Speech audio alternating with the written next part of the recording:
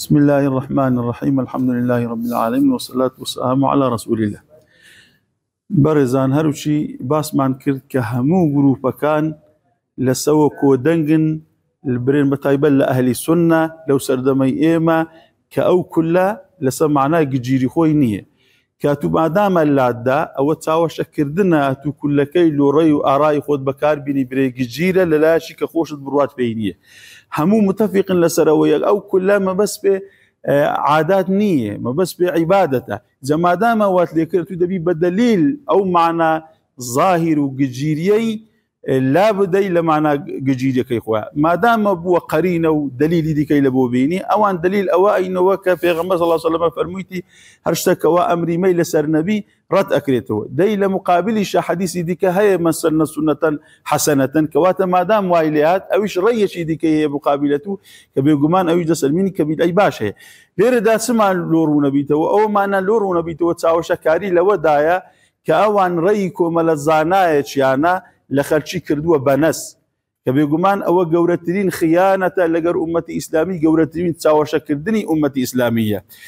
كأتو الري أو زانانا بفروش يوا لخلشي بكي بنس بيقومان أو الري أوانا بلام كوملشي زور لزاناني ديكا كباس ناكن يانا أي شيء بيقومان أو الري أنا بيتواني كواتا أو الري ترلو ري أو كومل زاناي لخلشي كل بدي نمونا هر أوانش أو كومل زاناي أوان كاعتمادي ديخ نصر كومل بيد أشيان داهينا قد قصيلينا كان بيد أشي نازان بلكو كخلشي دبنا أو شينا نرين مونيانا كان كبو آداب الشيوية حتى لواجباتا بيد أيان داهينا وبيكن نمونا لو بيد عانا هركز مستمكي مكرمة زيارة بيت الحرم دبيني كوات تواف سيقاتا بيقومان تواف كردن كس إنكاري بيناكري عبادته وهل سكوتكو سورانك أو خوي عبادته تواف عبادتي توافتي بريتيا لو شقاو هلينانان وسورانا لدوري بيت الحرم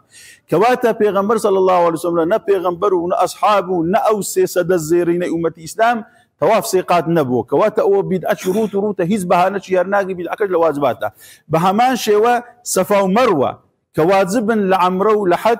أويج بهمان شوا بيقومان عين كرديت يعني السيقات وبداية أو بدأ لواجباته كتي هيت كزباسنا كتسونكو أو كومرزاناي أوانا أو بدعاء داينا أنا رزم شيطانا بهمان شوا كراية السيقات أوانا يانا لا تراويح كان يانا دعاء ختم قرآني أخينين يان دعاء لبوكار بدستانا كان لنا خذي قنوتا أو هموي بيد أيو ليشي بيدنقنو برواشي أزانا كوات الليرة دا أو بري تقليد شي كيراني هيت كس لزاناني أمتي إسلامي لسلفو لخلف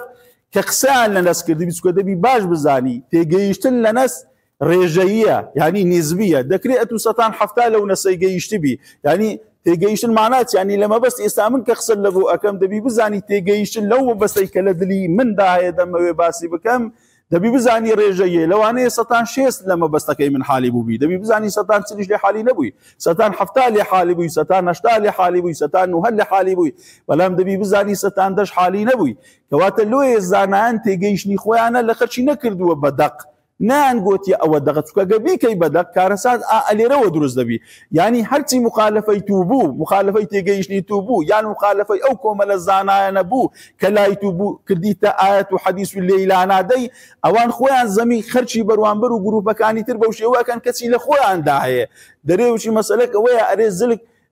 كاريتا لتساوي خويا نابيني زلك لتساوي خلق ابيني او تعصب وتقليد كيراني كاوان زمي اكنوا وخرشي بيساوي شكن ريخ خويا او نوع تقليداك ريك سنكو اوان بوتوني او زانانا كدب نسلوي كليش يان بوتا الناس لبر اوي حتى بيتسواني اورون كنوي او زانانا بك اوان بروان بيا يان تكفيري اكن يان تبديعي اكن يان تفسيقي اكن بيتسوانا هيت كس لعلماء امتي اسلامي رعيه كانش انا او بريار نادن يسلمونا امام مذهب شافعينا مذهب شافعي ناس بجز إمام أبو حنيفة كشتك لمذهبي سنته أما يكسر سنتك نكهر برين أو كاك الرأي شافعي أو يكسر حنفي مذهب كان تبديع بكين ويانا تكفير بكين بحمان شيء حنفي مذهب كانشا كلاي إمش اشتك سنته أوان ناين بجز إمدا برين كاك أنجو جمرانو أنجو بدعو داهينا يانا